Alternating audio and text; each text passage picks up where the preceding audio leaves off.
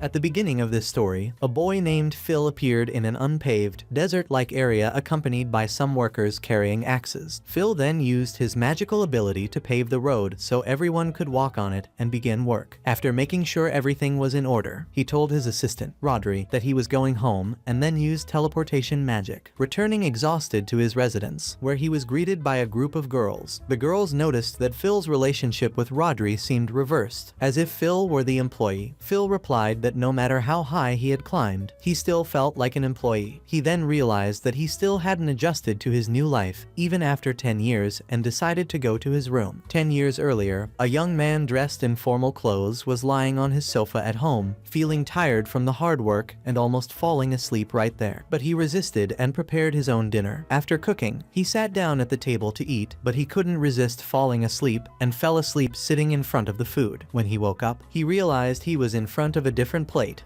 on a different table, and was surprised by the size of his small hand. He looked at the reflection in one of the plates and saw that he looked like a small child and was dressed in different clothes. His surprise increased when he looked around and found many people gathered as if at a wedding. He touched the food with his finger to confirm it wasn't just an illusion and concluded that it seemed like a realistic dream. Despite this, he wanted to quickly return to reality. He closed his eyes, but he couldn't return to normal. At that moment, someone interrupted him and asked him to greet the guests. This person led him to a group of visitors and told everyone that he was his youngest son and asked him to introduce himself. The boy felt nervous because he didn't know who he was or where he was. He looked at the guests and was about to say something when he was interrupted by a young man named Eric, who thanked everyone for coming to his older brother Kurt's wedding. Then Eric approached the boy and told everyone that he was his younger brother named Phil Baumeister. The boy realized that this would be his new name in that world and decided to follow what was happening until the end. He returned to the table with Eric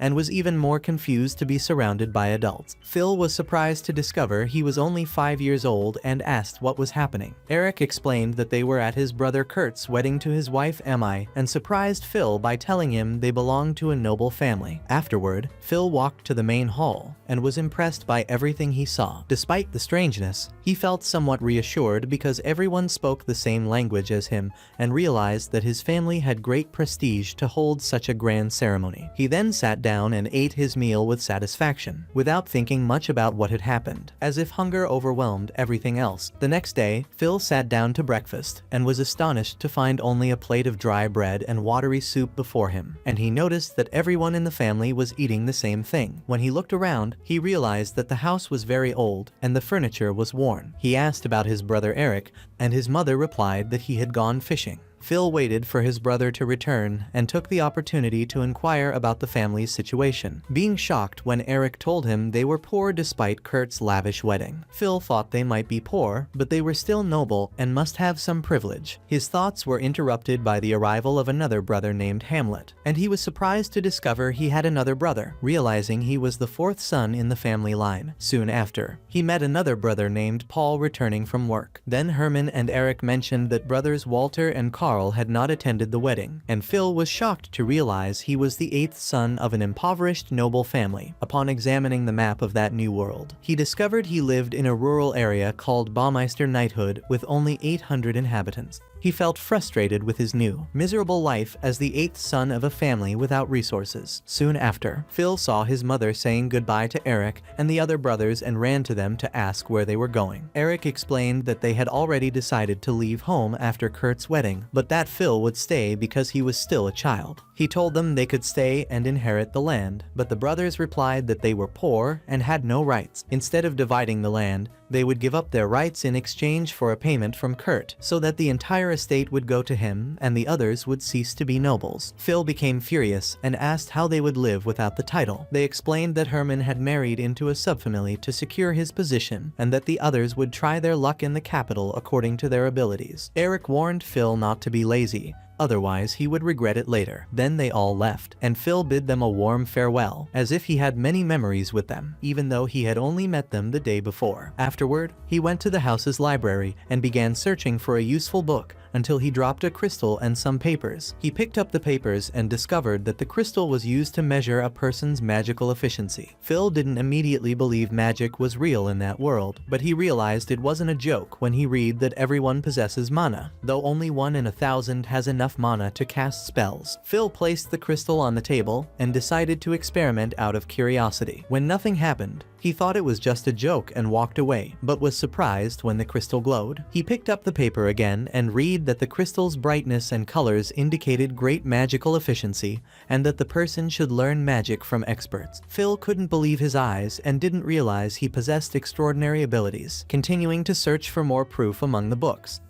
But he found nothing about magic, only novels and poems, until his father entered the room. Phil asked if there were any other books anywhere, and was surprised when his father said he couldn't even read and asked him to go to the forest to get firewood. Phil went to the forest and tried to cast some spells on his own, but failed. At that moment, he was interrupted by a blonde man with a frightening appearance, reminiscent of Johan from the anime Monster. This man told Phil that he had sensed his magical prowess before and realized they were on the same wavelength. Phil was frightened and tried to defend himself with a twig he was holding, but the man took the twig from his hand and explained that there was no need to fear, as he was a magician too. When he threw the branch, he accidentally hit a large rock that fell on a wild boar. The animal spotted them and began chasing them, sending Phil running in fright. As the boar climbed the hill, the wizard held Phil back and told him he needed to visualize his magic in order to use it. He asked him to visualize wind magic, but Phil was terrified and couldn't understand. The wizard then explained that he should accept the mana within himself and allow the energy to course through his body. Once he did, Phil was amazed at the magical force that repelled the boar's attack, and the wizard told him he had used his first spell. The man then cast his own magic and hurled the boar away, knocking down trees until the animal fell motionless to the ground. The wizard then introduced himself and said his name was Alfred Rainford, former court wizard of the Duchy of Blickreader, and that he would teach Phil magic. They sat down for a drink, and Phil noticed Alfred sucking on the liquid he had hidden in his sleeve. Phil asked why he wanted to teach magic if there was no money to pay, and Alfred explained that he wasn't looking for money, just a disciple to pass on his knowledge. Phil was thrilled with the idea and declared that he would do anything to learn, so Alfred asked him to keep it a secret and that they would begin training the next day. Phil asked why they needed to keep it a secret, and Alfred explained that if people discovered his ability, a dispute over the succession to the throne could arise, as some might consider him fit to rule in the future. Phil replied that this was impossible, as he was the 8th son in the family. Alfred then stated that magic held much more power than he imagined,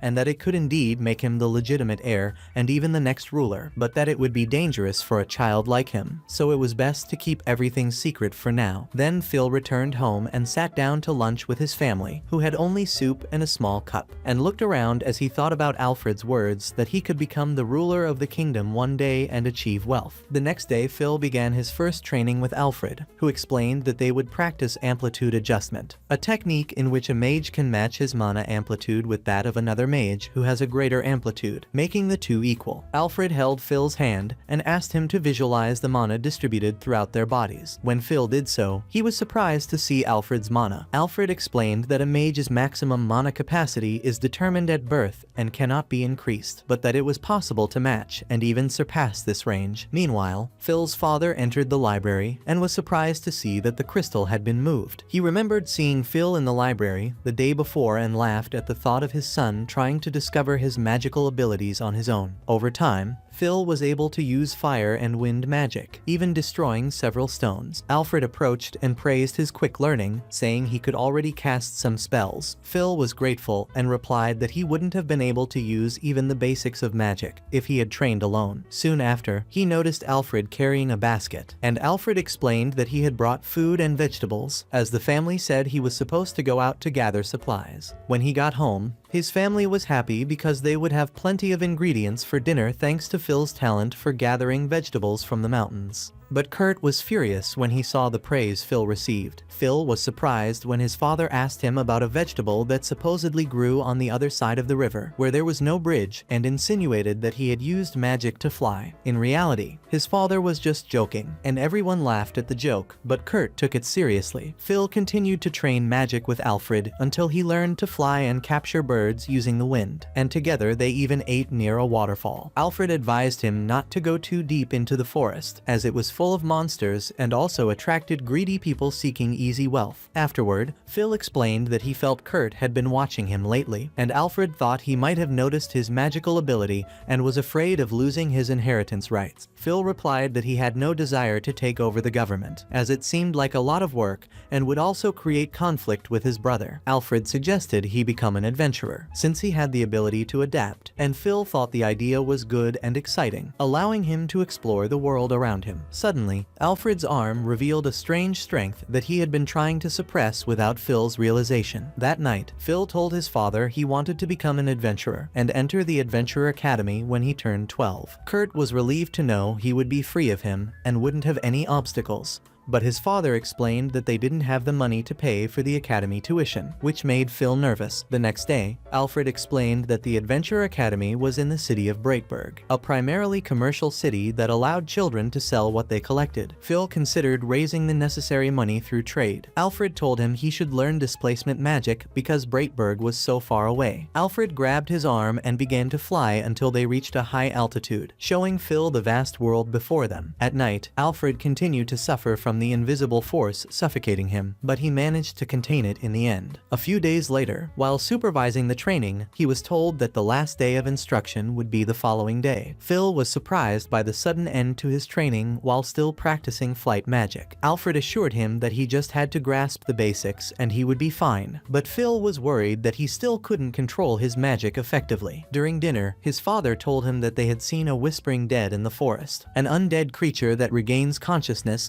and has an almost human appearance. Phil was surprised to realize that Alfred fit all his father's descriptions, with pale skin and a cold body, and thought he was right to be afraid of him when he first saw him. His father continued, saying that these creatures become zombies after a few years and hunt humans to devour them. Worried about Alfred, Phil ran into the woods and, upon finding him, told him about the Whispering Dead and asked them to return home together. Alfred replied that it wasn't a lie, since he himself was the Whispering Dead, but Phil refused to believe him and insisted on taking him to the mansion. Alfred then confessed that he was indeed a Whispering Dead and explained that it had happened 5 years earlier, when the Duke's son contracted a rare disease. The Duke went with him to the enchanted forest in search of a cure, and the two faced outnumbered monsters. Alfred expended all his mana and was defeated, which caused his death, but he transformed into a Whispering Dead because of the regret he carried. Alfred explained that a Whispering Dead disappears when its wish is fulfilled, and that his wish was to find someone to pass on the magic he had learned over 30 years. He revealed that he had lied when he met him, not saying he was a Whispering Dead so as not to frighten him. He then asked him to perform one last test to ensure he was the person he was looking for, and said he would teach him the sacred magic of purifying the undead. To Phil's surprise, Alfred asked him to destroy him using magic. He explained that he could not maintain his form for long with mana, and that he did not want to lose his mind and turn into a zombie. Alfred said that sacred magic is like the life force of beings and asked Phil to visualize it using mana. Alfred held his hand, and Phil began using his abilities until he felt the effect. But Phil didn't want to destroy his mentor and hesitated, until Alfred urged him to concentrate, remember everything he had learned in 2 weeks, and complete the task. Phil decided to be brave and end his master's suffering as a form of retribution, using his imagination and magical power to erase him from existence. He wept as he watched Alfred fade before his eyes until he was gone completely, and vowed to apply everything he learned and become a great magician. 7 years later,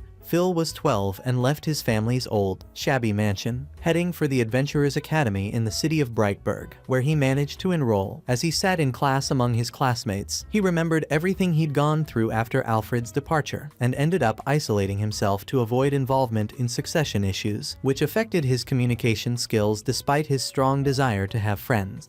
When it was his turn to introduce himself, Phil simply gave his name, without mentioning his skills, which surprised his classmates. Everyone had some combat skill that could qualify them as future adventurers, but Phil felt frustrated by the stares from his classmates and thought he'd overreacted by revealing his last name. The teacher handed out forms, and Phil realized it was a platoon registration form. The teacher explained that starting the following month, they would begin training in groups called platoons. Afterward, Phil ate lunch alone in the cafeteria feeling out of place, while a girl named Lena and her friend Luca commented on him. Luca said he'd heard of Phil's magical abilities, which could rival those of high-level adventurers. A boy named Erwin approached and explained that the magic teacher had decided there was nothing more to teach Phil and had given up training him. He suggested they join his team, thinking Phil always stood alone, watching his classmates. Luca thought it sounded like a good idea. At that moment, Phil decided to muster up the courage and try socializing with his classmates. He stood up and offered to try the mountain pepper powder in his food, but was interrupted by the laughter of another student who was talking to Luca and his friends,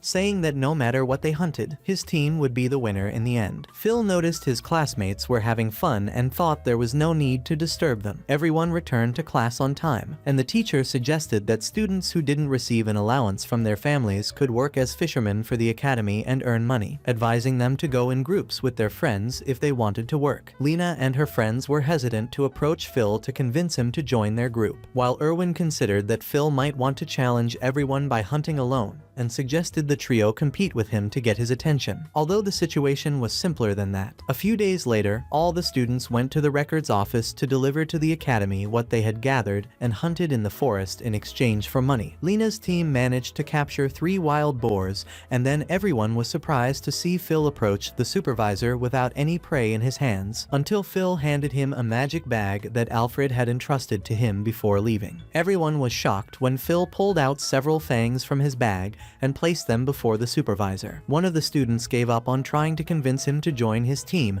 because of the huge level difference between them, and the rest began to leave the room. The supervisor handed Phil a large cash reward, and he was delighted to have earned a considerable sum. He considered inviting his classmates to dinner on his own, but was surprised to turn around and find everyone had already left. That evening, Erwin sat with Lena and Luca and mentioned that his brother had already told him that he would not inherit the family rule, no matter how much he trained with the sword, because he was the 5th son. Lena replied that the situation was similar for them, while Luca explained that he was born with slightly more magical power than ordinary people, but was unable to use it. Luca explained that, without realizing it, he had become stronger than his father and brother and was eventually rejected, so he decided to train in secret. Lena was outraged and decided to hunt bigger prey next time so Phil would notice them, unaware that everything was simpler than it seemed and that Phil simply wanted a friend by his side. In the morning, the friends entered the forest in search of larger prey and were forced to advance deeper despite the professor's warning of the danger, until Lena heard wolves nearby. Meanwhile, Phil was on top of a hill, surveying the surroundings with his magical ability, when he spotted a group of wolves surrounded and decided to help, concluding they might be his academy classmates. Figuring he could win their sympathy, the wolves began their attack, and the young men managed to hold off some, until one wolf unexpectedly attacked Luca, and Erwin tried to protect her, injuring her arm. When the wolves closed in to devour them, Phil saved them at the last moment by forming a barrier of rocks around the group with his abilities. Erwin explained that the trio had acted that way so Phil would recognize them, and Phil realized his teammates were trying to lure him into the team, though it was simpler than they'd imagined. Their conversation was interrupted by the arrival of the professor, who was shocked by Erwin's injury and told him it was only a minor scratch. The professor then informed the scholarship class that they had been invited to a reception organized and hosted by the Duke of Blakeritter. The class gathered and were excited to attend the reception and seize the opportunity to meet the Duke in person. One student interpreted the invitation as being to meet the only magician in the class, Phil, and dismissed the others as mere collectors, leaving some discouraged and others irritated. Luca, undeterred, suggested to his friends that they buy new clothes for the reception, but they resisted, preferring to wear plain, unadorned clothing. A few days later, a large number of members of the elite attended the Duke of Blakeritter's party, and everyone seemed to be enjoying themselves until a servant whispered to the host that Phil had arrived. The Duke immediately approached him, and Luca was surprised by the approach. The Duke ignored the others and approached Phil, introduced himself as Amadeus, and declared himself pleased to see him there, as Phil's family rarely attended social gatherings. On the other side, everyone was frustrated and disappointed at being ignored. The Duke asked to speak privately with Phil, who requested permission to take a few people with him, and Erwin, Lena, and Luca were surprised to hear him refer to them as members of his team. Soon after, everyone entered the palace, and Amadeus introduced the court magician named Branta. Phil was surprised to learn that Branta had been Alfred's mentor and heard the story of Alfred's death, as well as the report that Branta continued to track him even after he became a whispering dead dead. Amadeus added that Branta was able to track the magical power of anyone he met over long distances. Branta explained that Alfred had told him about his wish and admitted that he never believed it would come true, as Alfred was among the 5 most powerful magicians on the continent, and it would be unlikely to find anyone worthy of being recognized as his disciple until Alfred vanished from existence 7 years ago. Branta concluded that the wizard Alfred recognized was Phil, as Phil carried his magic bag and came from the same region where Alfred ceased to exist. Amadeus questioned whether Phil had stolen the bag, and Branta clarified that no one could use it without Alfred transferring ownership. Phil affirmed that he was indeed Alfred's disciple and had purified him before he became a zombie, and Branta thanked him for allowing Alfred to depart in peace. Phil explained that the bag contained supplies belonging to the 2,000 soldiers who fought in the enchanted forest against the monsters. Luca then reflected with his friends that Phil had chosen to live alone to avoid the succession dispute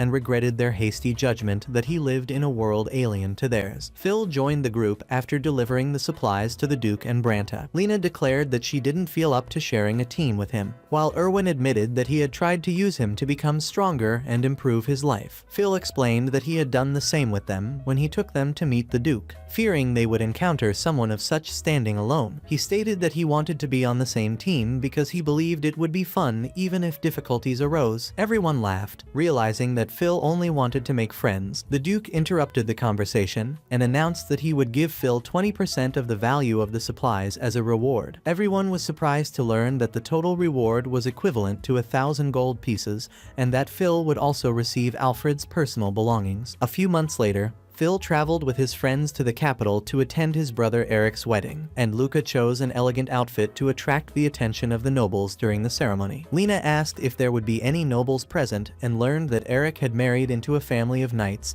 and that some nobles might be there. Branta tried to reassure the group by assuring them that a magical ship wouldn't fall from the sky, and everyone was startled by the appearance of a gigantic black cloud. Branta commented that a crash was possible if the ship were attacked by a massive dragon, and the dragon emerged from within the cloud. The passengers panicked upon seeing the dragon circling, reminding them that the route should not pass over monster-infested lands. A crew member tried to calm everyone, saying that it was merely an undead version of the dragon, and that Branta would deal with the threat. Meanwhile, Branta spoke with the captain and lieutenants and stated that he wouldn't be able to defeat the dragon because it was a whispering dead. He explained that the only way to defeat it was to purify it with holy magic, and that there was another wizard who could do it. When everyone looked at Phil, he declared that he couldn't, but Branta encouraged him, reminding him that Alfred could have easily solved this. Phil felt a responsibility to save everyone and agreed to face the dragon. Branta assured him he would protect the ship while he performed the purification. The ship's rear door opened, and Phil flew toward the dragon, which attacked as soon as it saw him, but was restrained by a magical barrier formed around Phil. Looking back, Phil saw Branta defending the ship with another barrier and decided to waste no time in eliminating the dragon quickly. The attacks continued, and Phil retreated until he reached a safe distance, at which point he managed to form the holy light and launched it with all his might at the dragon, overcoming the enemy's resistance to the purification. The dragon's body slowly began to fade until it disappeared completely. Branta drew Phil's attention to the use of the magic bag to collect the bones, and while collecting them, Phil noticed a red gem floating among the remains. Everyone celebrated the restored safety after Phil's victory. Phil and Branta then met a man named Arterio, who admired Phil's skills. Branta explained that Arterio had been his partner in his adventuring days and now headed a trading company in the capital. The next morning, the ship arrived in the capital, Statenburg, which Phil saw for the first time. Upon disembarking, Erwin suggested a tour of the city.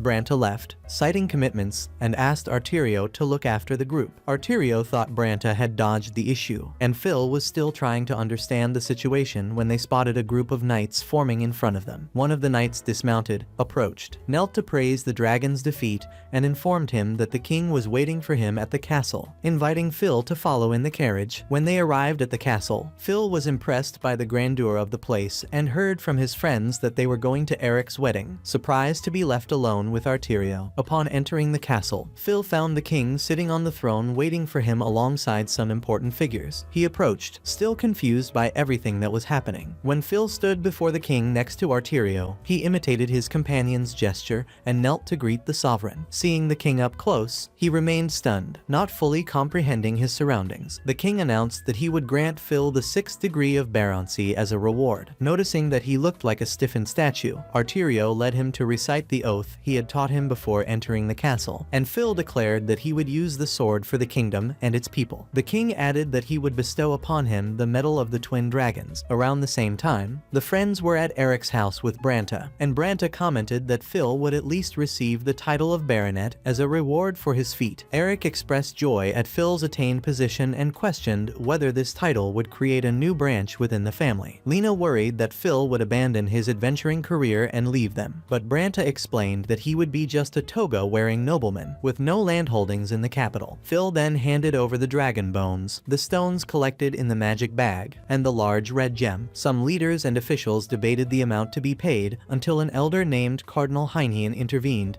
and suggested they grant Phil 150,000 gold pieces, so as not to embarrass themselves in front of him. Arterio realized they were trying to curry favor with Phil, while Heinhian sought to bring him closer to the church. Marshal Egger considered ways to use him to strengthen the army, and Commissioner Rockner focused on reducing the amount to be paid, which made Phil feel the weight of this new situation. That night, Phil left the castle with Arterio, and a man tried to impress him with acrobatics. Phil thought he was a street performer, but Arterio explained that the man actually wanted to be hired as a guard, which surprised Phil. Arterio reminded him that he was now a nobleman with a promising future for holding the Twin Dragons medal, a distinction no one had received in over 2 centuries, making him the center of attention for anyone seeking to take advantage of it. The next day, preparations for Eric's wedding began, and Phil arrived with his friends to introduce them to his brothers. He noticed their frowns, and Eric commented that the family had not yet offered a wedding gift, which would make everyone consider them impolite. Carl then delivered a letter from Kurt, written as if it had come from his wife's pen, asking Eric and Paul to pay for the gift because he was broke. This caused outrage, as they were not as wealthy as Kurt had imagined. Phil suggested offering a bouquet of flowers, but Paul explained that they should buy an expensive, valuable gift that reflected their position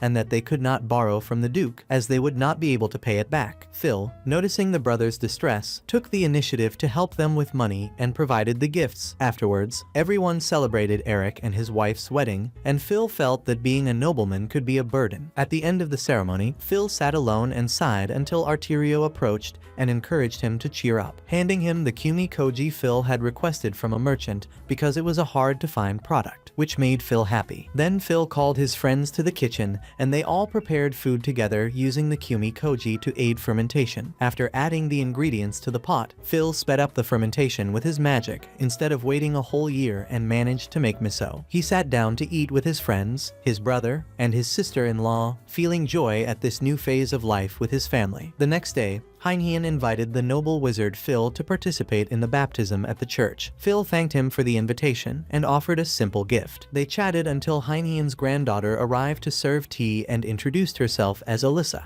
When Phil watched her for a while, Heinhian realized that he had noticed his granddaughter's magical power and explained that she knew how to use healing magic to treat the wounded, that there were many nuns involved in charitable works in the church, and that she wanted her granddaughter to marry like an ordinary young woman. Phil commented that she was beautiful and that there would be competition for her hand, and lightly considered that he might want to participate. Heinhian asked if he really wanted the marriage, and Phil replied that it could only be an engagement, as he was still underage. Heinhian then proposed a proper wedding when they both came of age, as Alyssa was 12. Phil was surprised by the speed of the agreement, which sealed the engagement after a single meeting. After the visit, Heinhian reflected that perhaps he had been too insistent, but concluded that everything was going well thanks to the king's support, which prevented opposition from the Duke or Phil's family. Meanwhile, Phil was in his room, disguised as a clown so he could move around unrecognized, which which spoke volumes about his situation after accepting the invitation to the baptism and returning engaged to Heinheim's granddaughter. Telling his friends, Luca assessed that Alyssa seemed perfect, combining lineage and character, but Phil wondered if 1 minute was enough to choose a life partner. Eric commented that he and his brothers hadn't met their wives before their wedding, and Phil was disappointed to notice the lack of romance among the nobles. After Eric and his wife helped him complete his disguise so he could go shopping without being recognized, Phil went to a store with Erwin and received strange and disapproving looks, as no one there knew the clown was an admired figure in his home world. Erwin suggested buying a souvenir for his fiancée and enjoying the outing. As they walked, Phil noticed again the acrobat who wanted to hire him. Catching eyes with the man, Phil feared being identified, but Erwin pointed out that the disguise protected him. His fear was confirmed when the man approached and recognized him by his last name, commenting that his outfit was funny, but his teeth gave him away. Phil realized the man had excellent intuition and considered giving him a chance. Phil asked him to keep his voice down to avoid making a fuss, but it was too late. People recognized him,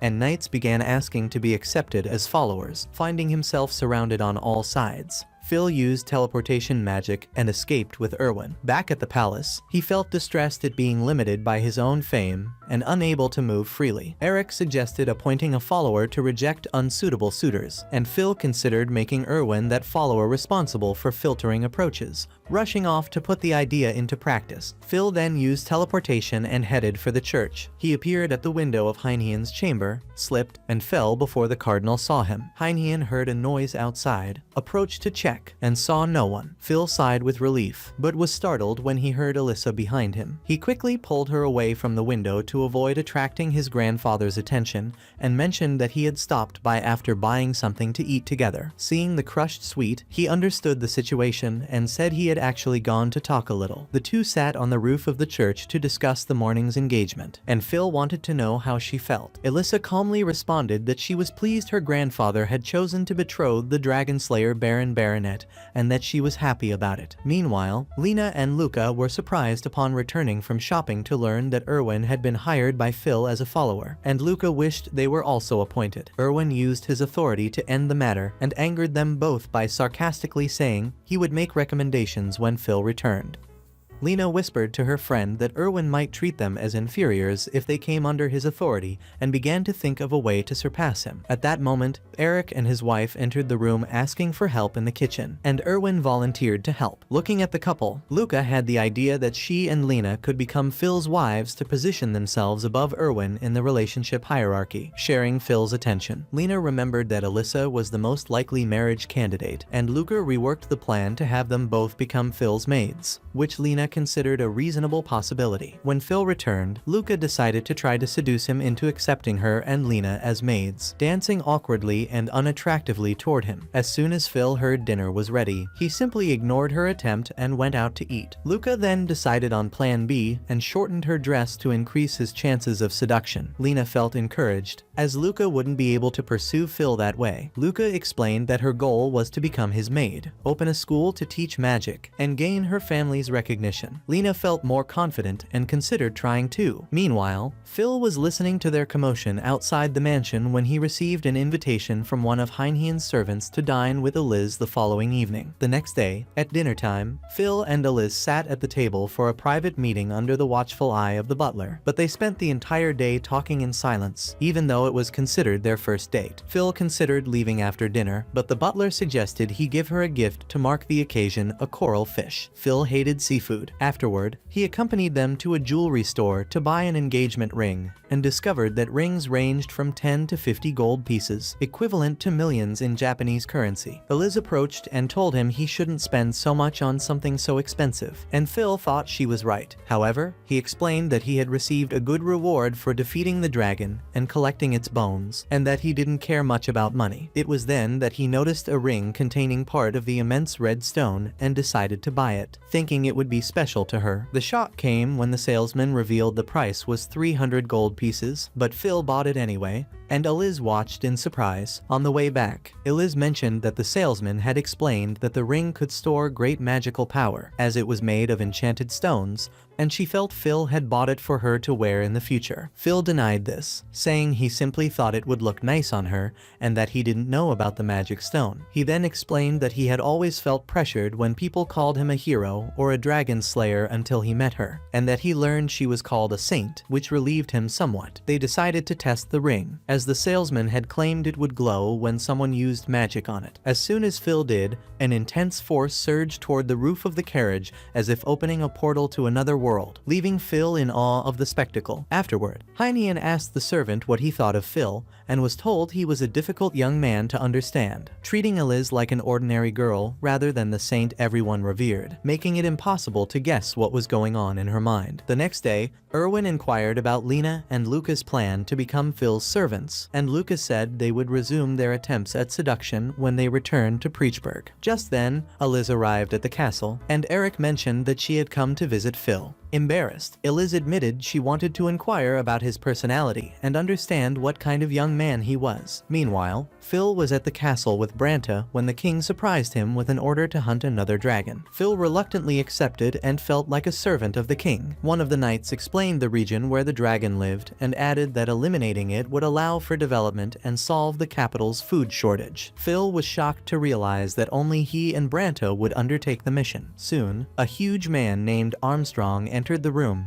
excited to participate, and announced to the king that they would leave immediately. They flew out of the castle and headed for the designated area. Armstrong took the lead and explained that they would first pass through the military border zone to plan and prepare for the offensive. Days later, Eric told Phil's friends that he had received a message from the palace, informing him that Phil would stay longer than expected, as, after eliminating the dragon, he was to exterminate the monsters in the region to prevent future attacks on the capital. Lena was surprised to hear that a nobleman had no army, but Eric explained that Phil was just a nobleman in a toga, landless, and that was why he had been chosen, as completing the mission would reward him only with money and medals, without having to cede any of the kingdom's lands. Their conversation was interrupted by Rodrigue, who was still performing acrobatics outside the gate, and Luca realized they had all gone to enlist in Phil's army. So Eric asked Erwin to take over as Phil's subordinate, but he hesitated at the sudden responsibility. Eric assured him he would help him, and that the position would be in name only. The friends then formed a makeshift army and set out into the wilderness. That night, midway through the journey, they pitched tents and slept until the next morning. While Erwin felt the excitement of his first battle alongside his companions, when they asked about Phil, they learned he was camped near the dragon's cave, ready to attack it at dawn. At sunrise, Phil advanced to the lair with Branta and Armstrong and was awed by the dragon's colossal size. Armstrong summoned his magical armor and raised his iron hammer to fight, initiating a series of attacks. To Phil's surprise, Armstrong wielded magic capable of converting magical energy into physical form, in addition to possessing great defensive strength, allowing him to face the dragon alone. The dragon tried to return to its lair and hide, but Armstrong caught up with it and grabbed its tail before it escaped. Phil began gathering magical power, still unsure if Armstrong would actually need it. Branta explained that the armor consumed a lot of energy and that Armstrong wouldn't last long. When the moment arrived, Armstrong asked Phil to deliver the final blow, and he unleashed all his magical power against the dragon. Meanwhile, Eliz was having breakfast with her friends when a soldier entered with the news that Phil and the others had defeated the dragon. Phil stored the body in the magic bag, even though there was no official reward. Branta explained that selling the dragon's parts would yield more than any prize. Armstrong then warned that the real problems were just beginning and that it was time to face the hard work. But Phil believed there was nothing more terrifying than a dragon. Branta surprised him by announcing that they would face countless monsters and that he would experience what Alfred had experienced in the Battle of the Enchanted Forest. Meanwhile, Eliz tended to the wounded in the camps, as the soldiers had joined Phil and the others in exterminating the monsters, unaware of their enormous numbers. As time passed, the number of wounded grew in the priest's tents until Eliz exhausted her magical strength. Then she remembered the ring that contained the stone capable of storing vast amounts of energy. That night, already exhausted, she sat feeling the weight of having treated so many wounded, until a soldier approached, praising Phil's skills and saying that everyone had survived until that moment thanks to him. Eliz recalled the conversation in the carriage, when Phil had confessed to feeling pressured whenever they called him a hero or a dragon slayer, believing himself unworthy. This motivated her to continue treating the wounded with all her might so that his sacrifice would not be in vain. And so she cared for everyone until the next morning. Soon, news arrived that the extermination forces had returned victorious from the front. Eliz was startled to hear that Phil was injured and ran to him, exhausted, only to discover that the injured man was one of her brothers, while Phil was standing just behind. Unharmed, overcome by fatigue and worry, she fainted. When she regained consciousness, she found herself lying under the shade of a large tree, with Phil at her side. He told her he had heard about her dedication in the medical camps and praised her efforts, repeating words he had heard from the soldiers. At that moment, Armstrong rushed in and ran to Eliz to check on her condition, realizing it was his niece. Phil was astonished when Branta confirmed the information. Upon returning, Phil was surprised to see that a portrait had been painted of him after his promotion and second medal. He asked Erwin to fetch the remaining luggage to prepare for their departure from Eric's palace, as they would remain in the capital by order of Duke Amadeus to continue their training. At that moment, Luca concluded that Phil and Eliz would move in together, and that the seduction plan would be unfeasible. However, they were surprised when Eliz said she thought Phil was engaged to them too, since they all lived together. Phil denied it and asked if she supported the idea of concubines, and Lena and Luca saw this as an opportunity to become his concubines. The two asked Phil and Eliz to marry, and Phil didn't object when Eliz gave her consent, resulting in a marriage with 3 girls by pure coincidence until that point. A few months later, Phil attended his brother Hamlet's wedding to a young woman from a knightly family, and one of the brothers commented that many families wanted to marry the Baumeisters to become related to Phil. Phil felt awkward and thought there might be other reasons, but his brother assured him that he was already an important figure in the community and that he needed to decide on the upcoming tournament. Phil was surprised when he heard about the competition. Eric explained that the kingdom held a martial arts tournament every 3 years and that they expected Phil to participate. Phil considered enrolling in the mage division, but was surprised to learn that there were only 4 divisions: fencing, archery, and hand-to-hand combat. His brother suggested the swordsmanship division so that Phil could demonstrate the swordsmanship befitting a nobleman, and Phil decided to reinforce his body with magic. Eric clarified that the use of magic was prohibited in the tournament, which left Phil frustrated and wishing for a cooking division. Erwin trained with Lena and Luca, but quickly exhausted his energy, attributing it to their training method over the previous 6 months, feeling he couldn't keep up with them. Then the trio noticed Phil approaching on his way to the church to meet Cardinal Heinheim. When everyone returned home, Branta surprised them by asking them to participate in the tournament as Phil's followers and explaining that they would only need to advance through the qualifiers. Although Lena and Luca considered it nearly impossible to progress without magic, Branta warned that an immediate elimination would embarrass Phil, so the two gathered their courage and decided to train without resorting to spells. Erwin believed he didn't have much to lose even if he failed, and Branta wanted to know if he understood that he might be separated from the group. Branta explained that they would all turn 15 in 2 years and become official adventurers, and it was natural to dismiss anyone who didn't put in the effort until then. Erwin replied that he felt connected to his teammates and that this would not happen, but Branta asked him not to be naive, said that he had already changed teams a few times,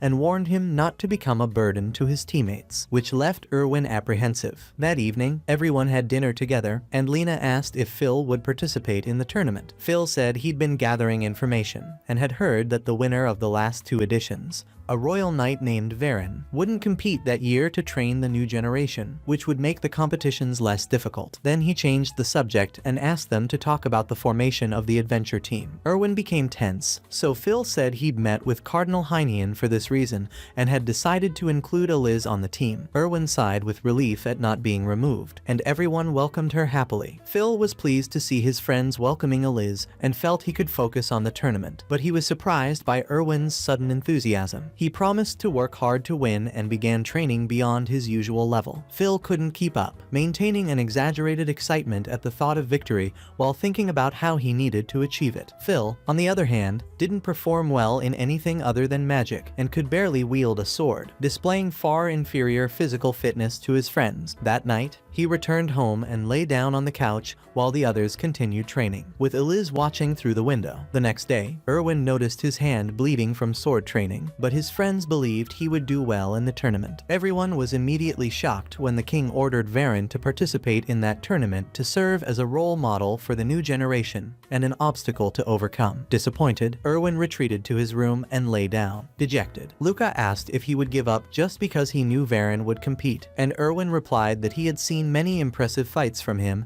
and that it was no wonder he led the Royal Knights. Lena tried to cheer him up by saying they didn't see him as an obstacle, but Erwin asserted that those born with magic wouldn't understand what he felt, so his friends gave him some time. The next day, Erwin went to the lobby and found Phil sitting alone. He approached to ask if he would be kicked off the team if he couldn't win any fights, but Phil was asleep on the couch. When he woke up, Phil mentioned that Eliz was apprehensive about joining the team. Erwin assured them that her healing magic would be a great help, but Phil explained that Eliz was concerned about her own fitness, as she didn't train like them, fearing she would one day become a burden, and that's why she had started practicing daily on her own. He then asked what Erwin meant, and, encouraged, Erwin declared that he would do his best to win. He went out to find Lena and Luca, apologized for what he had said the day before, and heard that they would also dedicate themselves to achieving results. The three returned to training with increased confidence. A few days later, the tournament began, and everyone warmed up for the fights, while Phil leaned against the wall and ended up dozing off. Armstrong hoped they would advance from the qualifiers. Eliz joined the group and handed them lunchboxes she had prepared. Phil's head hit the wall. He woke up with pain and realized his fight was about to begin. Upon reaching the ring, he was surprised to see Varen as his first opponent. Phil thought he would have trouble, but decided to fight with all he had, without worrying too much about victory or defeat. As soon as the bell rang, Varen rushed forward, struck Phil in the stomach with the hilt of his sword, and won in a single move. Branta and Armstrong were frustrated by the brief defeat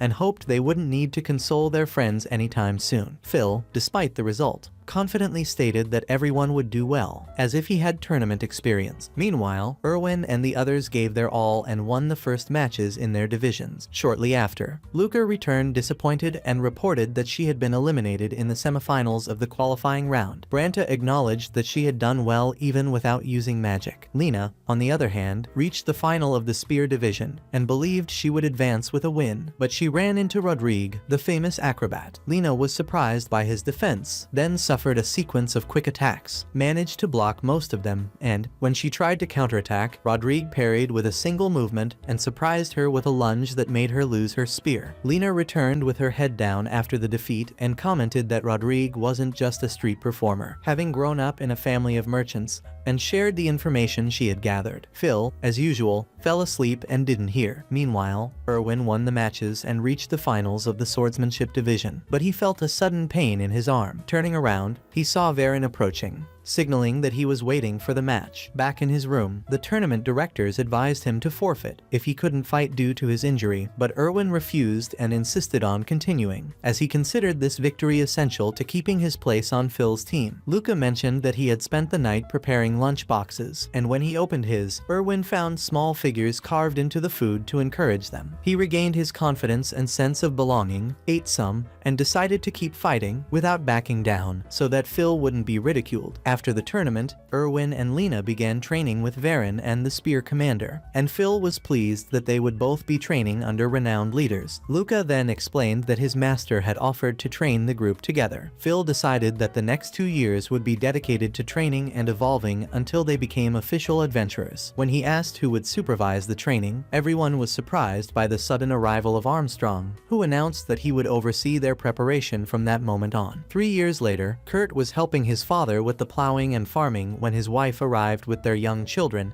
and announced that a visitor was waiting for him at the mansion. Kurt became irritated when he realized that the matter involved Phil. He ignored the visitor, handed the envelope to his wife, and said he had nothing to discuss regarding his brother. Upon leaving, his wife opened the letter, read it, and was shocked to discover that Phil had died while exploring ancient ruins. In fact, Phil had become a young man after much arduous training and was ready for his first adventure as an adult. The friends read the guild's instructions after completing their registration as adventurers, and Lena found that their first task would be to hunt in the local area for a period of time. Phil, for his part, was happy to finally become an adventurer, free from the formal obligations of nobility, secure in the knowledge that no one would take away his freedom. Branta interrupted the celebration and informed them that the team had been given, by order of the king, a mission to investigate ancient ruins, and Phil realized that, deep down, little had changed. Afterward, everyone headed toward the underground cavern with Branta as their guide. He explained that these dungeons had been discovered after the army's victory over Gregorland, and that the Adventurers Guild had sent some people to explore them, but none had returned, which led them to suspect the presence of a dragon. For this reason, the mission had been entrusted to them, and the team was given the name Well Done Dragon Hunters. Phil found it curious that his friends hid behind him, afraid the dragon would attack them and die on their first mission. Branta explained that he had cast a detector spell to detect creatures around them, and when he opened the portal, everyone approached a circle in the center. Erwin was growing bored with not having found anything yet, while Phil wondered about the bodies of the missing adventurers. Suddenly, Branta ordered them to leave the room, but before anyone could move, a strange force paralyzed them. He explained that it was a trap set by an ancient civilization of mages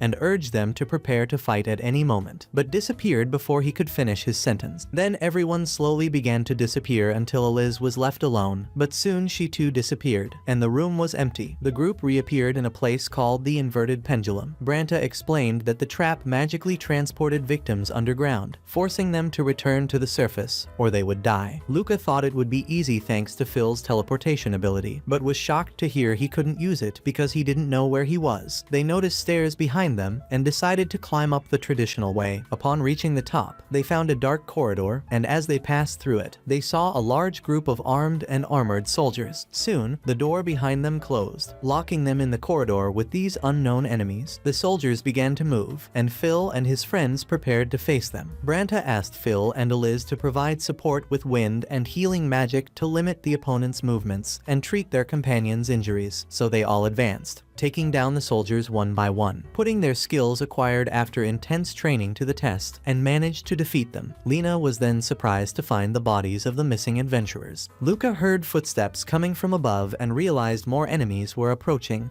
so they decided to flee quickly before they were spotted. Meanwhile, the king spoke with Armstrong and expressed concern that 5 days had passed without news, especially after hearing rumors of the group's death. Rumors of Phil and his friends' deaths were also circulating in the church, but Heinhian was confident they would return alive soon. On the way, he encountered Commissioner Rockner, who questioned the source of such rumors. In fact, Rockner's younger brother was responsible for spreading the rumors, sending a henchman to deliver a message to Phil's older brother, Kurt, announcing his death, intending to incite the inheritance of the estate, hoping somehow the news would be confirmed. Meanwhile, Phil and his friends continued to face soldiers underground. He felt they shouldn't fight endlessly and expend so much energy, and while Eliz was talking to him, she noticed that Phil had fallen asleep on his shoulder from exhaustion. The situation dragged on for several days until they were exhausted. Erwin believed they might die at that rate and thought he couldn't leave until he defeated Varen in a fight. Eliz commented that she would regret it if they didn't all make it home alive. When they passed through a portal, they thought the worst was over, but as they tried to leave, they were surprised by the dragon, which attacked them as soon as it saw them. Branta erected a magical barrier to contain the attack. At that moment, they discovered that Lena had been wounded by an unknown soldier who had appeared behind them. The room suddenly lit up, and they realized they were in serious trouble, trapped between the dragon on one side and soldiers on the other, all already weakened after expending too much magical and physical energy. Eliz had to use the power stored in the ring to heal Lena's injuries, while Branta thought of a way to prevent the situation from worsening. Phil considered attacking the dragon directly, but Branta explained that its body was made of mithril and wouldn't be affected by spells. After some thought, Branta placed his hands on Phil's shoulders and transferred all his magical energy to him, attempting to resist the dragon's attack for a while. Soon, Branta weakened, and looking at Phil,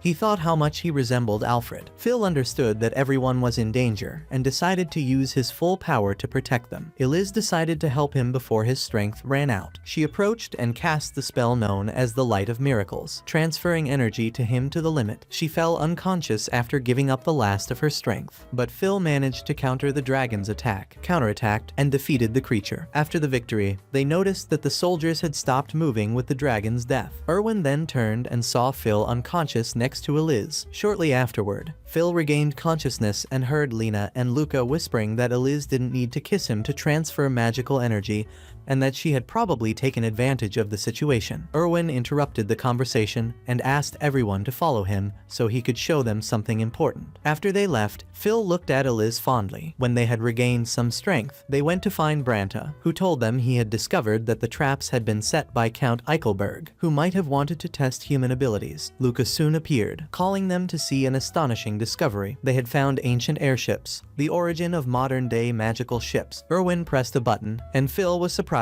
to see a small portal open to the outside, which restored their hope as the sun shone again. Back in the capital, they reported the discoveries made in the secret cave to the king, who decided to buy them all and increase the reward paid by the Adventurers Guild. However, everyone was shocked when Commissioner Rockner announced that the individual reward would be 2 million gold pieces, but paid in installments over 20 years. Phil and his friends then decided to leave Breitberg and pursue new adventures. Armstrong accepted the decision and promised to find whoever had spread the rumors of their deaths. Phil was surprised to learn that everyone had believed his death, and Armstrong explained that the price of power and fame was to arouse envy and jealousy. Luca was saddened to realize that envy would only increase after news of the enormous reward. Selena suggested they challenge the syndicate responsible for the payments to reduce their share to avoid harassment, since they already received a large amount through Phil. When Armstrong asked where the deducted amount would go, everyone looked at Phil, intending to give him their share of the reward, but he refused, saying he was satisfied. Lena asked what Eliz would do with the prize, and she replied that she would give it all to Phil. Luca congratulated him on receiving 10 million gold pieces, and Phil realized that this would be yet another reason to be the target of hatred. Meanwhile, the legation officials were furious about the mission's success, and Rockner's younger brother saw this as an advantage, as he now knew all of Phil's enemies and began planning how to get rid of him. Later, Phil and his companions were having breakfast at the mansion, when Phil had the feeling someone was watching them through the window, but he saw no one. He considered hiring someone to look after the mansion after they left the capital, and everyone agreed they would need a strong and loyal person, as Phil was the target of some resentment and needed protection. They remembered Rodrigue, who had defeated Lena in the martial arts tournament, and thought it was a good idea because he still wanted to be part of the group despite having been ignored for the past 3 years.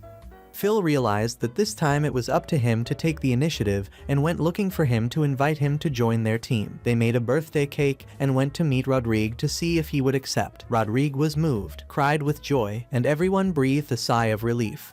Phil noticed someone standing on the balcony of Rodrigue's house, watching them. It was a mysterious girl with pink hair, wearing a hood that hid her features, and she remained there, keeping watch while they were inside. After a while, Luca ran to the balcony, sensing someone spying on them. They suspected it might be the person behind the rumors of Phil's death. Rodrigue swore he'd find this person no matter what and advised Phil to leave town as soon as possible. But Phil thought there was still something he needed to do before leaving. Afterward, they headed to the magical civilization research laboratory to meet with the head researcher, Lucas Pickenpower, who greeted them cheerfully. Phil asked if there was a magic circle capable of summoning anything the user imagined. Lucas replied that it was still a prototype and would require a tremendous amount of magical energy, but that it could fulfill his request. Phil walked to the center of the circle and positioned himself. Lucas asked him to visualize exactly what he wanted to summon, so Phil tried to imagine teleporting something to them. A piece of underwear appeared in front of him, and one of the researchers quickly took it from him. Phil explained that his visualization had been distracted because Erwin had already mentioned this kind of thing, so he tried again, concentrated, and managed to materialize what he truly desired. The mysterious girl continued to watch from behind the trees until Phil used his teleportation ability, and they returned directly to their home, making it impossible for her to follow. She remained intrigued, trying to figure out Phil's plans. Meanwhile, Rodrigue investigated the origin of the rumors and kept watch on some some suspicious commissioners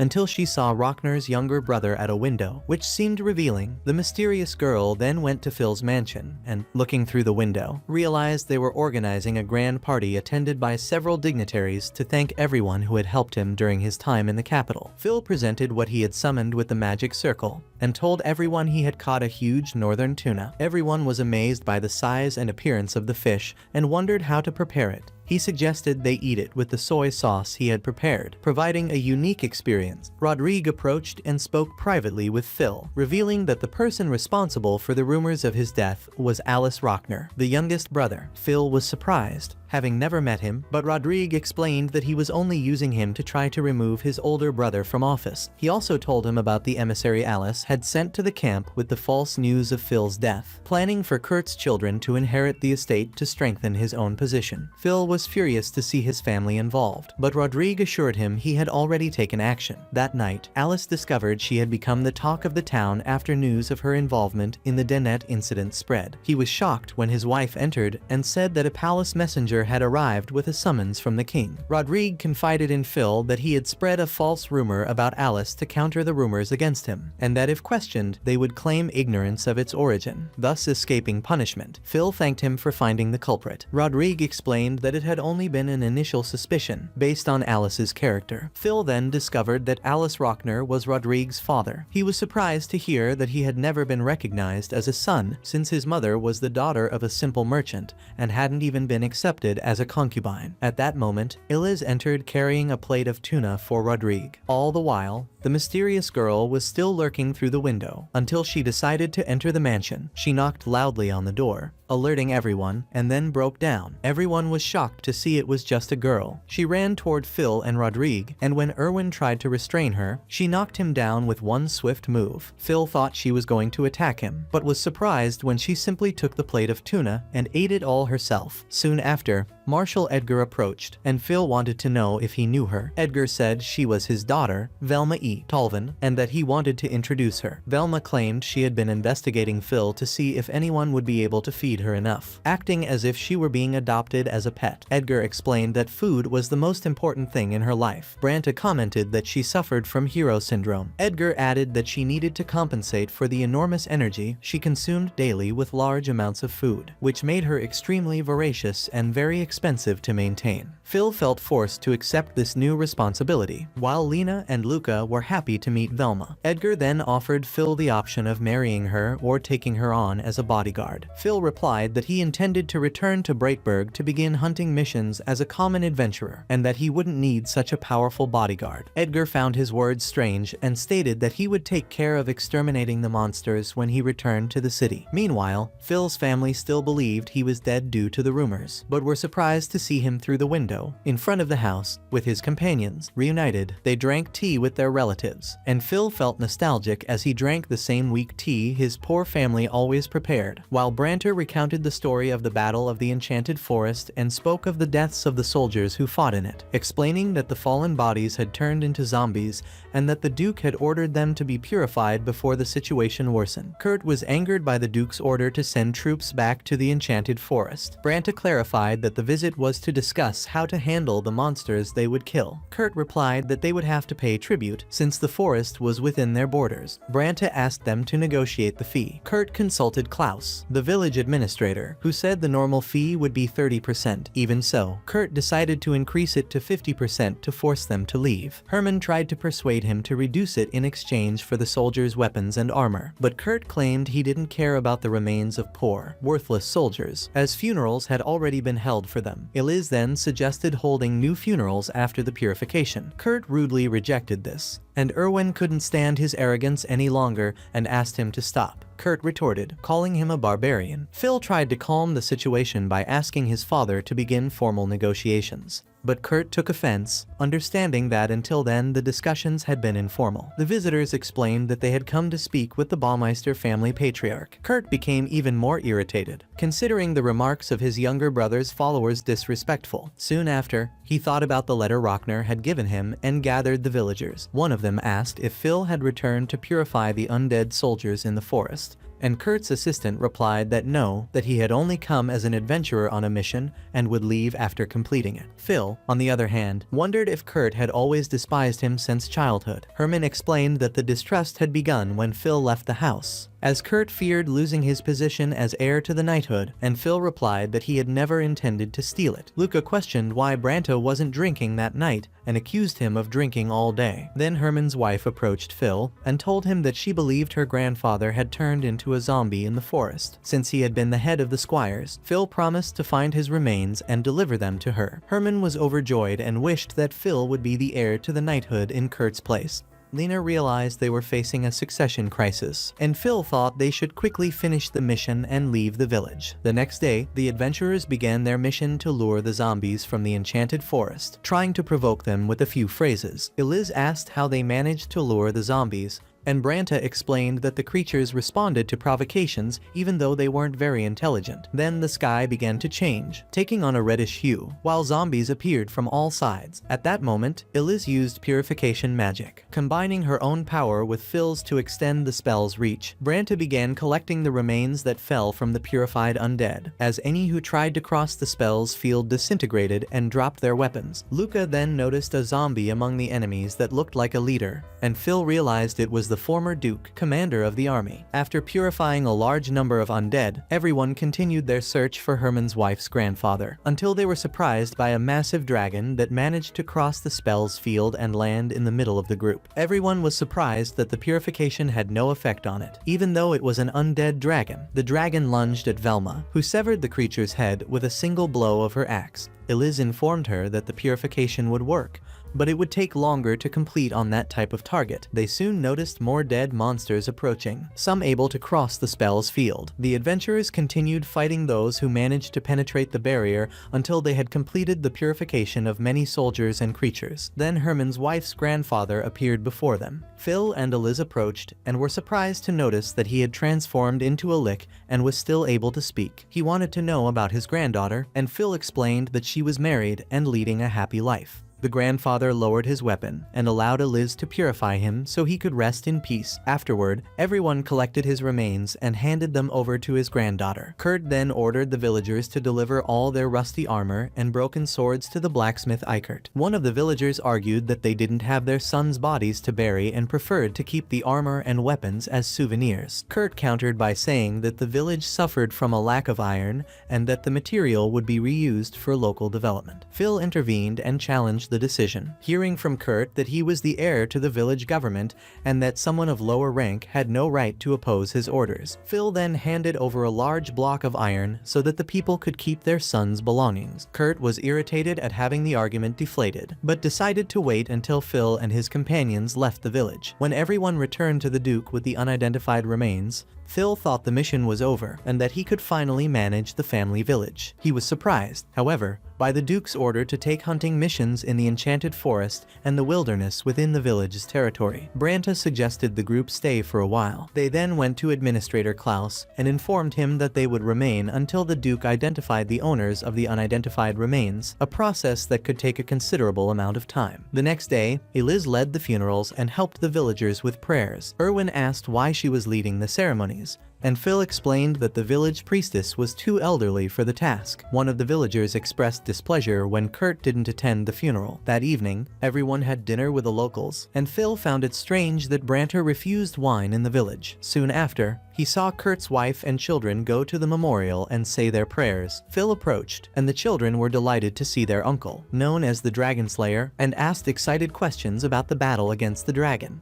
Meanwhile, Luca, Lena, and Erwin reenacted the fight against the bone dragon for the villagers. At the end, Phil presented his nephew with a watery sweet he had prepared for them. Branta took advantage of the distraction and wandered off to another place. When the celebration ended, Klaus called Phil aside and asked him to become the village heir, saying that this was everyone's wish, as they saw no future under Kurt's leadership. Phil tried to refuse to avoid conflict with his brother, stating that he wanted to continue living as an adventurer. Klaus then suggested that the lands be under Branta's administration. Phil was surprised by the administrator's knowledge of his subordinate, but Klaus assured him he would support him if he accepted the village rule. Phil reasoned that the royal court would not allow the succession that way. Klaus asserted that the court members didn't care about formalities and that this was precisely their goal. At this point, Branta interrupted and informed him that the court wanted Phil to become lord of his village, explaining that the palace wanted to develop the vast lands and profit for many years. The problem was the lack of capacity of the local rulers, all common people, including Kurt. Phil said they couldn't impose such an order on his father, but Branta observed that other leaders feared being replaced. The palace had apparently devised a plan to allow the transition without much friction, causing Kurt to lose control, and after Phil restrained him, they would remove his father from office out of responsibility for his son, leaving the seat vacant for Phil. He realized that he had been purposely sent to the village to provoke Kurt, using the cleansing of the forest as a plausible reason to bring him, and that when the people called for his succession, Kurt would lose his temper and try to drive him away. Phil asked to be briefed before moving forward with the plan, but Branta assured him he would proceed with or without his consent. Phil wanted to know what they would do if Kurt tried to eliminate him, and Branta assured him he wouldn't let him be easily dismissed while he was under his guard. Phil noticed that Branta had avoided drinking throughout their stay to keep an eye on him and protect him from any threats, and asked why the palace was so insistent on him ruling the lands. Branta said Phil was the most suitable person because he had enough money and resources to develop the region. Phil understood that all the generous rewards he had been receiving on missions would ultimately go toward improving the lands, and wondered if the palace was already implementing the plan. Branta commented that some of what he had said was deduction, but that the only certainty was that the time had come to raise the curtain and begin the show. Afterward, Phil grew pensive, worried about a succession dispute with his brother and fearful that it would all end in tragedy, while his friends tried to comfort him by telling him that he could continue his adventures even as ruler. At that moment, Herman entered to announce that there were visitors, and Phil left to greet Kurt's wife and children. He played with the children and performed small magic tricks. His friends concluded that what worries him most about the succession is the possibility of the two children losing their noble future and having to leave the village. And Klaus observed the scene from a distance. That evening, a group of villagers organized to go to Phil's mansion and present their demands, but were surprised when Phil, Herman, and Branta teleported before them. Herman asked them to explain the situation and heard that they wanted Phil as heir in Kurt's place. Herman said his brother would not accept. The villagers responded that they feared no punishment, complained that Kurt favored his neighbors and did not demand taxes from them, and begged Phil to take over the government. Phil asked for time to reflect. They warned him that the Duke was close to completing the identification of the remains, which would mean Phil's departure, but they were stunned when Phil said he didn't plan to leave the village after the examinations were complete, and they began to question each other about the source of this information. Branta noticed Klaus watching from afar and realized he was the one stirring up the villagers, so he approached and spoke about it. Klaus pretended not to know what was going on, but Branta accused him of inciting the villagers to demand Phil be the successor, describing it as pushing everyone to their deaths. Branta explained that the royal palace would not tolerate others acting in his place and warned him not to overreact. Klaus apologized, said he was just a simple village administrator, and withdrew before him. Before leaving, he advised him to be wary of Kurt's wife, who was watching the scene through the window. Kurt's wife then went to her husband's office, but found a group gathered in front of him and discovered his intention to follow Phil and his companions discreetly, so as not to attract the villagers' attention. Meanwhile, Phil returned to the mansion after managing to calm the situation outside. Erwin advised him to make a decision quickly about governing the village before the villagers themselves insisted again. Phil asked what would happen to his brother if he took over, and Branta replied that the royal palace would eliminate Kurt after all the chaos he had caused. The next day, Phil decided to speak privately with Kurt and offered him part of the lands when his father retired and Kurt inherited the title, in exchange for helping him gain promotion to noble status and secure resources to develop the village. Kurt believed this was a trap for Phil to seize his lands and tore up the map in front of him, accusing him of wanting to steal his power and seize the position of ruler. Phil tried to warn him that there might be a revolt among the villagers, but Kurt interrupted him, expelling him from the palace Frustrated by the failure of the conversation, Phil found his brother's wife and children outside and told her that he had expected failure, but that he had tried to reach a solution that was fair to everyone. Amai replied that she didn't care what others thought as long as she could protect her children, and that she deliberately brought them closer to Phil to win his favor and maintain the family's noble status, willing to face any consequences. Back at the palace, Phil helped his friends prepare spices and told them of his decision to become ruler of the village. He explained that he could end up hurting many people by not following the royal palace's plan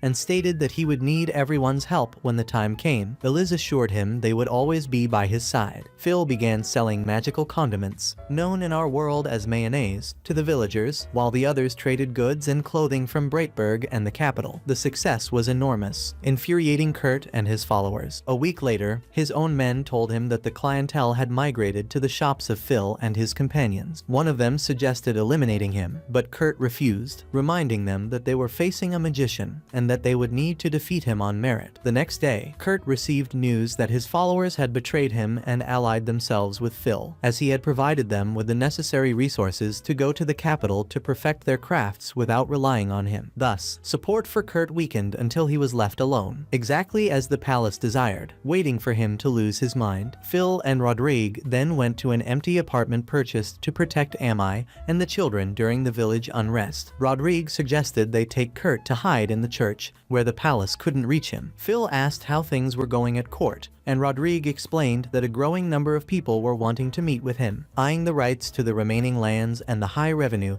they could generate after development. Meanwhile, Alice had already sent a lackey to monitor the situation and handed him a horn to set the plan in motion. Kurt, in turn, yelled at his men for not attending the village meeting and became enraged when he realized they had all joined his brother. A follower of Alice then appeared, quipping that Kurt intended to get rid of Phil with only a dagger hidden under his hood. The man pulled a magic flute from his pocket and explained that it was the dragon flute, capable of eliminating Phil much more effectively. He also said that Alice regretted having provided false information and wanted to redeem herself by offering the artifact for free in exchange for facilitating future negotiations over the land.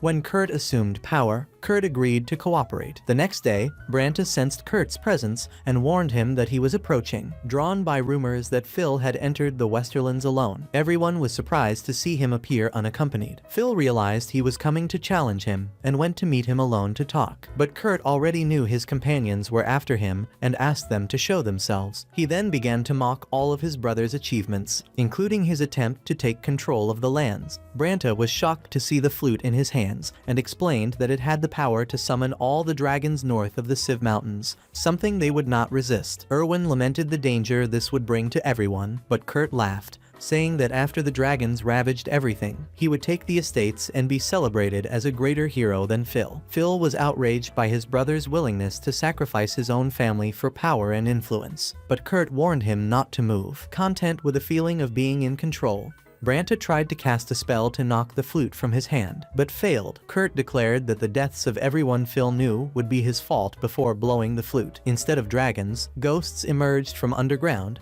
prompting Phil to approach, until Velma restrained him when she sensed the creatures emanating hatred. Branta then realized Kurt had been tricked, as the artifact was actually the Flute of Rancor, which absorbed malice from its surroundings to defeat enemies, but ultimately transformed its wielder into an undead being. Negative thoughts invaded Kurt, who continued to play, believing he would win, until he was consumed and transformed into a massive monster, overcome by hatred. Phil was horrified to see his brother lost to this corruption. Branta ordered him to use sacred magic to purify it, as Kurt had already died in the process. When the monster tried to attack them, Eliz created a barrier to contain it and decided to purify it, but Kurt's strength was too great for her to withstand alone. Phil regained his focus and asked her to amplify her power, as they had done in the Enchanted Forest. Together, they managed to purify the creature, which shattered into fragments, destroying the stone that imprisoned Kurt's body. Meanwhile, Eliz was organizing a grand celebration, hoping for good news, but Kurt's vengeful spirit invaded the hall and devoured everyone present, including Eliz Rockner. The next day, guards barricaded the gates after news of the death of Eliz and 12 nobles. Rodrigue realized that his own father was responsible for Kurt's fate and decided to seek revenge for deceiving him. Phil then learned that it would be difficult to bring Kurt's wife and children to the capital, as they were now seen as relatives of a criminal and would have great difficulty adapting to the community. he discovered that the family was living secretly with the second son of the house. Phil was confused by the fate of his brother's family, realizing that everyone looked at them with hostility and that they were unable to leave freely, and this made him feel like he had failed to save anyone despite being called a hero. Armstrong said he still had no results in his research into the flute's origin. Brantag commented that he had also been thinking about this for some time, but that he had spoken as if he were an ordinary man, urging Phil not to forget that he was a nobleman, no matter what. Phil continued reflecting on his own life and how his social status affected him, and began to feel out of touch with reality, something he had been noticing more strongly recently. He confided in Eliz that he felt he hadn't fully accepted that world, and that he thought he was ready to live a normal life. She replied that he always gave his best and did so intelligently, encouraging him and affirming her confidence in his abilities. The next day, Phil went to the royal palace to be honored by the king for solving the accident at Baumeister village, receiving all the remaining lands there as a reward. The king then asked what he wanted as his personal prize. Phil requested the right to grant the title of nobility to 2 people of his choice, as there were many vacancies due to the incident with the flute of rancor. The king, however, was angered and said that the right to grant titles belonged to him alone, and everyone showed disapproval at Phil's bold request. Edgar took advantage of the situation and asked the king to grant him part of the remaining lands, claiming that someone with more administrative experience could develop them. He nominated Baron Mark, known as the kingdom's greatest developer. Rockner opposed Edgar's request because Mark was his relative. Duke Amadeus intervened, saying that there had been precedents in which the right to grant titles had been transferred, and that this should be taken into account. Edgar accused the Duke of trying to expand his faction by granting one of his subjects the right to distribute titles, and the discussion dragged on, causing chaos in the royal palace. Armstrong ordered silence and suggested that Phil withdraw his request, proposing that the king partially grant Edgar's request by giving him a small portion of the land to develop himself. However, the king decided to hand over all the lands to Phil to develop with his magical powers, and, to everyone's surprise, agreed to grant him the right to confer titles as well. Armstrong glanced sideways at Phil and winked discreetly, signaling that he had attempted to indirectly influence the king's decision. The king then granted him the 5th rank and the title of Count for developing the lands. Rockner was surprised to see that Phil had leapfrogged all the intermediate ranks and become a full-fledged count. Phil swore the oath of allegiance, and Armstrong commented that the king was aware of his indignation at the request and advised him to practice his expression better next time. Meanwhile, Phil decided that the 2 titles he had received would be given to Kurt's sons upon their 15th birthday. A few days later, he began developing the abandoned lands with the help of the workers, removing huge boulders from the terrain. He then decided to return home, leaving Erwin and Rodrigue to supervise the workers. Rodrigue asked him to also oversee the neighboring areas, as a church would be built there under the patronage of Hohenheim and lands belonging to Edgar, Rockner, and Duke Amadeus. Phil didn't object, as he owed them all gratitude for supporting the king's right to grant titles. He pulled from his pocket an imaginary drawing of the project he planned to build, a workshop for producing soy sauce. And that's the end of the story. Like if you enjoyed it, and subscribe for more videos.